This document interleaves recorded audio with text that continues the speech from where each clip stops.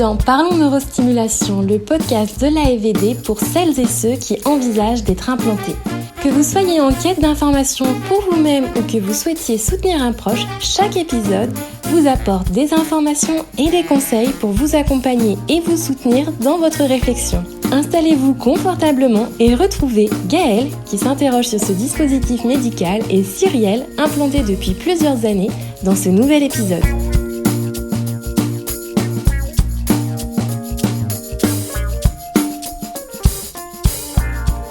Épisode 1. La neurostimulation, qu'est-ce que c'est ? Elle vous invite à découvrir ensemble ce qu'est un neurostimulateur. Au cours de leur discussion, Gaëlle et Cyrielle échangent en détail sur les types de dispositifs, leur durabilité, ainsi que les implications psychologiques et médicales liées à ce traitement. Pour enrichir leur conversation, un médecin implanteur et une technicienne interviendront, offrant un éclairage complet sur la neurostimulation. Restez jusqu'au bout pour en savoir plus. Bonne écoute!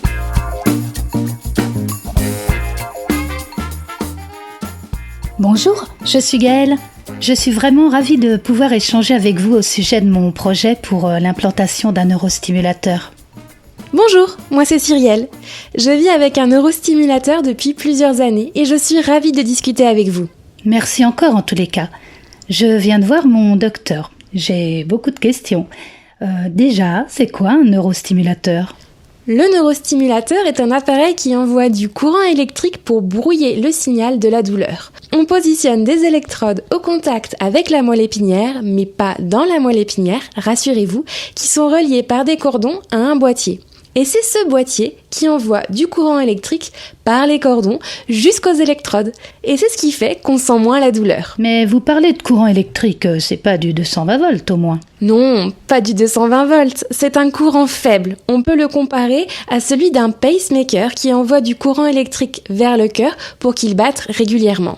En plus, il y a aussi une télécommande pour allumer, éteindre et régler les différents programmes du boîtier. Cela vous sera expliqué par un professionnel. Ah, très bien, je comprends mieux. Et est-ce que l'envoi du courant électrique va me faire mal ? Ça ressemble plutôt à des fourmillements, mais parfois on peut ne rien ressentir, parce que certains neurostimulateurs proposent des programmes sans sensation, mais qui soulagent quand même. D'accord. Est-ce qu'on ressent les cordons, du coup, dans son corps ? Au début, on peut les ressentir, le temps qu'ils trouvent leur place, pendant quelques semaines, quelques mois. Est-ce que ça veut dire que je n'aurai donc plus du tout de douleur après ? Alors, on va en parler. On vous demandera d'évaluer la diminution de vos douleurs. Pendant la phase test, la douleur devrait diminuer de 30% pour être implantée définitivement. C'est à l'appréciation de chaque malade, c'est un ressenti. D'accord, je comprends. Et est-ce que je vais devoir continuer à prendre des antidouleurs ? Dans la plupart des cas, on diminue les doses d'antidouleurs. Certains malades arrivent à les arrêter parce que la douleur devient plus supportable. Mais la neurostimulation n'enlève pas complètement la douleur. Il faut considérer la neurostimulation comme un traitement de fond. Ce sera mon algologue ou bien un autre chirurgien qui va m'implanter ? En principe, c'est un chirurgien implanteur, mais ça peut aussi être votre algologue. Et est-ce que je vais devoir voir par exemple d'autres médecins en plus de mon algologue ? Il va y avoir une réunion où plusieurs professionnels de santé vont discuter de votre cas pour savoir si vous pouvez bénéficier de ce traitement. Vous ne serez pas présente, mais il va réunir toutes les personnes que vous allez rencontrer au fur et à mesure de votre parcours, telles qu'une infirmière douleur, votre algologue, le neurochirurgien et même une psychologue pour savoir si vous êtes prête à être implantée. Ce boîtier-là, du neurostimulateur, il va être mis où exactement ? Dans le bas du dos normalement ou au niveau du haut de la fesse ou dans le ventre. Le choix se fera en accord avec votre médecin implanteur.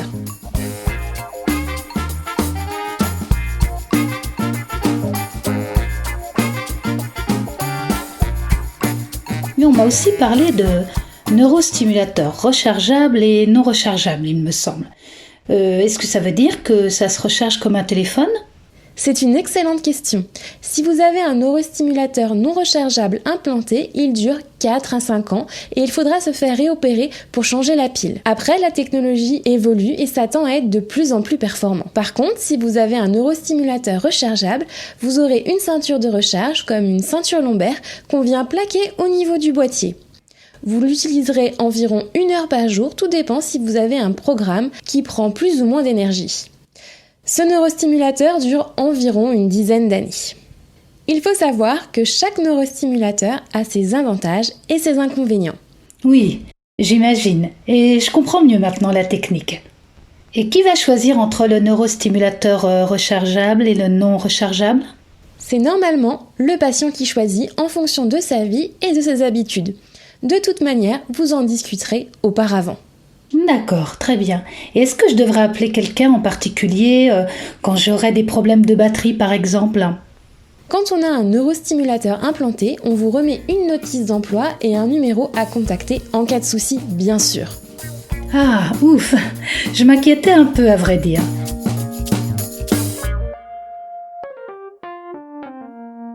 Et la neurostimulation alors, est-ce qu'elle va varier en fonction de mes positions, en fonction des positions du corps, je veux dire ?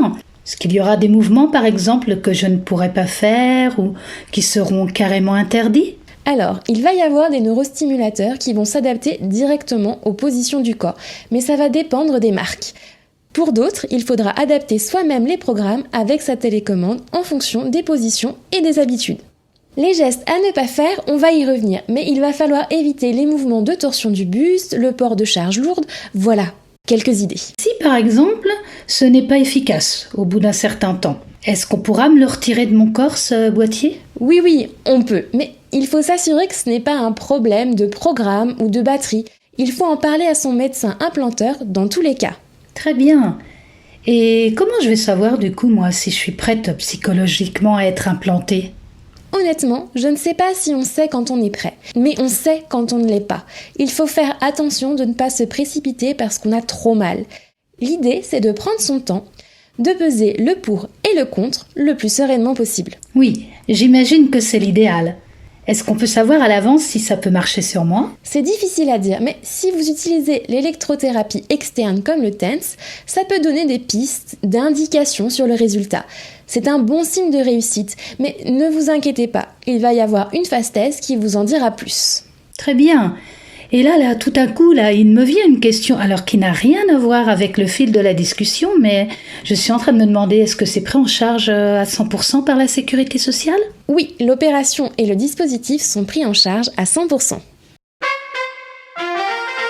Et maintenant, nous sommes ravis d'accueillir notre expert médical qui va vous éclairer sur le sujet. Docteur, la parole est à vous.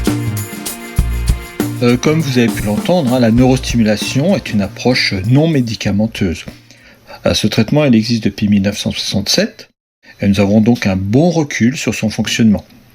La neurostimulation est indiquée pour la gestion des douleurs chroniques, neuropathiques, rebelles, réfractaires à tout traitement, qu'il soit médicamenteux ou non. Des douleurs qui entraînent un retentissement fonctionnel important. C'est-à-dire que lorsqu'il n'est plus possible de gérer la douleur avec des thérapies non invasives ou médicamenteuses, la neurostimulation devient une option envisageable.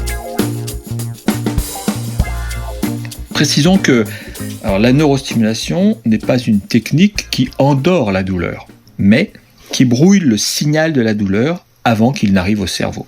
Elle est efficace uniquement sur les douleurs neuropathiques et n'a aucun effet sur des douleurs aiguës, par exemple une rage de dents. Elle n'est pas non plus efficace pour les douleurs inflammatoires. Avant la mise en place d'un neurostimulateur, il y a plusieurs étapes importantes à franchir. Premier temps, vous aurez des entretiens individualisés avec les membres de l'équipe qui vous accompagnent. Médecins, neurochirurgiens et infirmières coordinatrices. Ces rencontres permettent de discuter de vos antécédents, de vos traitements actuels, ainsi que des thérapeutiques non médicamenteuses envisagées. Alors, pour préparer ces consultations, c'est crucial de répondre aux questionnaires qui nous aident à caractériser vos douleurs, à évaluer leur impact sur votre vie personnelle, votre vie sociale, votre vie professionnelle. Ils permettent de préciser vos attentes. Il est également important d'apporter vos comptes rendus d'hospitalisation antérieurs, ainsi que vos examens radiologiques, physiologiques, biologiques et vos ordonnances.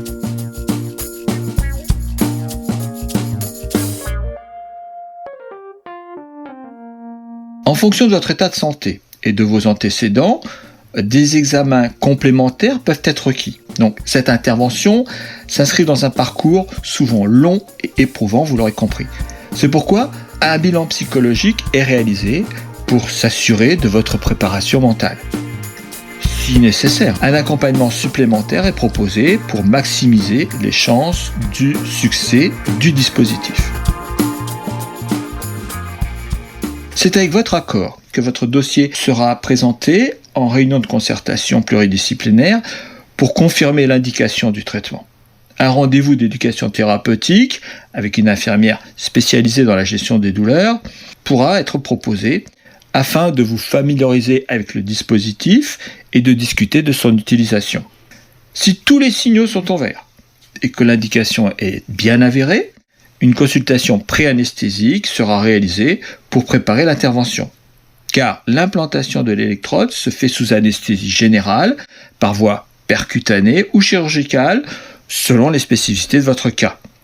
En vous proposant ce parcours, nous mettons tout en œuvre pour assurer une prise en charge optimale. Nous laissons maintenant la parole à une technicienne pour compléter cet épisode.